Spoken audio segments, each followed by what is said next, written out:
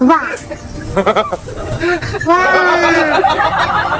哇！玩菜刀、拆木桥、上树练瑜伽，美女熊萌萌熊生有多精彩？作为北栋治愈系主任，她会趴在玻璃面前，摆各种姿势和你互动，并且你越关注她，她越开心，因为长相甜美，镜头感十足。萌萌参演了许多电影和纪录片，人称北栋影后，就连北栋的徐老爷都十分自信的逢人就说：“萌萌是那个我们北京动物园长得最好看的一只熊猫。”这话很容易拉仇恨的。当然，萌萌可绝不仅仅是长得好看的花瓶熊，更关键的是还有才艺傍身。年轻时上树练瑜伽，轮胎跳芭蕾，还曾偷学过一段时间的木工，直接把木桥给拆了。在武力值方面，萌萌耍过菜刀，压死过一条蛇。这样文武双全的萌萌，比他那个战五渣的儿子萌兰可强多了，连只乌鸦都对付不了。虽说萌兰的社牛属性已经很强了，但是在母亲萌萌面前，实属是关公面前耍大刀。萌萌女士可以说是对自己的三儿子萌兰从小就寄予厚望，坑他坑的最多，不然也不会有如今这么皮实的西直门三太子了。萌萌带娃主打的就是看老娘心情，想咋带咋带。